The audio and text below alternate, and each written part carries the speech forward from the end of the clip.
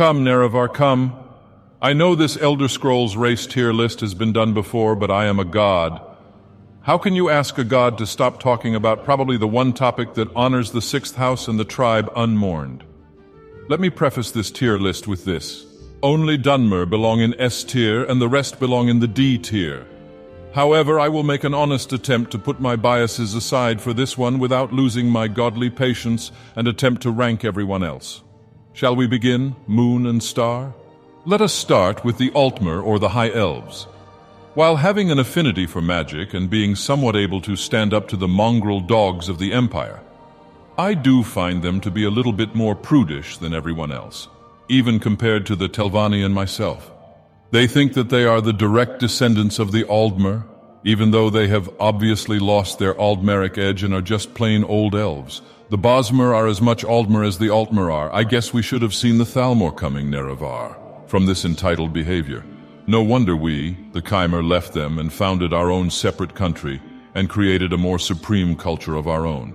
Ability-wise, however, they are decent. And the fact that they are related to the Dunmer makes them somewhat of a good choice compared to many others that are on this list, A tier.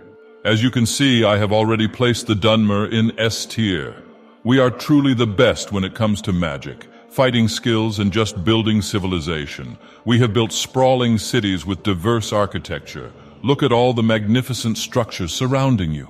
Not even the Dwemer built such magnificent structures. Yes, some Dunmer still live a nomadic lifestyle, but that is their choice, Nerevar. They can live however they want. What do you mean our civilization was built on piles of Argonians and the Khajit? Those are our state-of-the-art building tools and farm tools. Is this how you honor the sixth house and the tribe unmourned by questioning my decisions? Next are the Wood-elves, otherwise known as the Bosmer. These little guys definitely pack a punch. They are brutal when it comes to the disposal of their enemies. They are fast and nimble. And if you want to play as a stealth archer, the most annoying and the most popular build in Skyrim and other Elder Scrolls games, they are your prime choice, or you might be their prime USDA-approved beef if they get too hungry. Imagine being stuck with the adoring fan on an uninhabited island. With very little food, he will turn into Hannibal Lecter before you know it. Oh, Grand Champion, you're looking quite delectable today. How about you make yourself comfortable on that completely not very suspicious cliff? Sorry, I got carried away there. It is kind of a scary thought. Anyway, they can also be very powerful mages as well. However, I might be mistaken, they have the biggest percentage of crazy Enwas in their midst. All in all, they belong in the A tier. Oh, by the way, Nerevar, press on the Enwa button and ring the bell for the sixth house and the tribe unmourned. Nords are just orcs in human form. They are a barbaric and violent bunch. They think that being a warrior is everything. They can definitely shout from the top of their lungs, but overall they are worthless when it comes to anything else other than smashing and slicing things. Oh, and drinking. You really cannot outdrink a Nord, Nerevar. Mead for the Nords is like skooma to the Khajit. Obviously, they are not affected by the cold as much, and combined with their drunken nature, it is a recipe for absolute disaster. So much so that there are berserkers on Saltzheim running around in their birthday suits and are drunk on Turk's Mead Hall mead of all things. However, I do admire their spirit, despite their stupidity. C tier. Then you have the Imperials, otherwise known as the mongrel dogs of the Empire. They are an enigma because they are both good at everything, but also not good enough to compete with the other races whatsoever. Seriously, Nerevar, the only reason they are this strong is because they are more organized and unified than you might think, and they do a good job in selling you this myth of a united, peaceful empire. They also managed to organize every other province and recruited basically everyone to their Imperial Legion. This is cheating, Nerevar. Had they stayed in Cyrodiil, I would have had fewer issues with them, but they decided to include Morrowind in their Imperial ambitions. Sure, we joined the Empire voluntarily, but that was probably due to coercion and threats, and a lot of money being paid to the Morag Tong. All in all, they get the C tier. We move on to the supposed half-elf Bretons, however. The way I see them is just Imperials with extra steps. Their affinity for magic is a lot better, and they are quite capable of combat when needed. Definitely battle mage material. However, The amount of plotting and behind-the-scenes webs of lies make them the most spineless race on this list among the humans. What fools they are. However, compared to the Imperials, they deserve to be in B tier, Nerevar. Next are the Redguards, otherwise known as the Sword Singers or something. They actually managed to defeat the Thalmor, so there is definitely a lot more to them that meets the eye. They are the descendants of ancient Yokudans, who allegedly sank their own continent. What fools!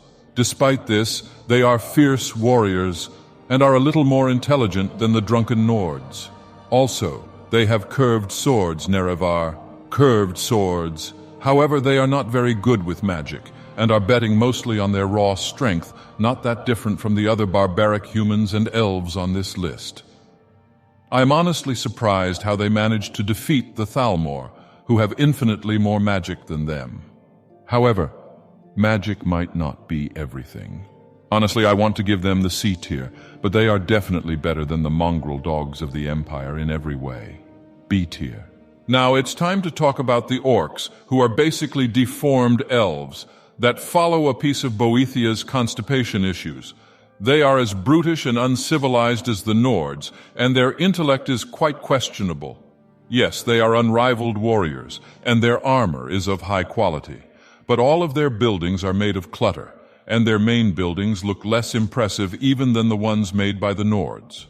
Also, in all other franchises, orcs are evil and somewhat mindless creatures. But after the events of Daggerfall, the mongrel dogs of the Empire integrated them into civilization.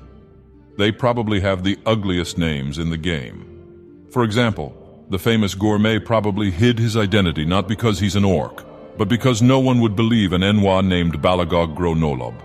Seriously, it sounds like glob glob gab galab. In any case, considering all the factors, I will put them into B tier. Still better than the mongrel dogs of the Empire. Do you know who is worse than the mongrel dogs of the Empire? The furry farm tools and the scaly farm tools. Yes, the Khajit and the Argonians have very good skill sets. But when it comes to intellect, they should not be considered equal to everyone else. Seriously, Nerevar, you look at goblins and the farmer as though they are some creatures. When will you see the light? And agree with me that Argonians and the Khajit are the same as your regular fantasy mobs. You don't? Do you think I should give them a chance? All right, the Argonians can breathe underwater and are resistant to disease. The Khajit are good at unarmored combat because just look at those paws and claws. I would rank Argonians above the Khajit, but they both deserve to remain in the D tier and should remain as our farm tools. No, there are no negotiations here. Lord Dagoth, you have failed your sensitivity training. Remember what I told you about the validity of Khajit and Argonians. They are individuals. I will have to take your certificate of tolerance away. Enwa, why did you give it to me in the first place? What a grand and intoxicating innocence. Anyhow, Nerevar, this is where I take my leave.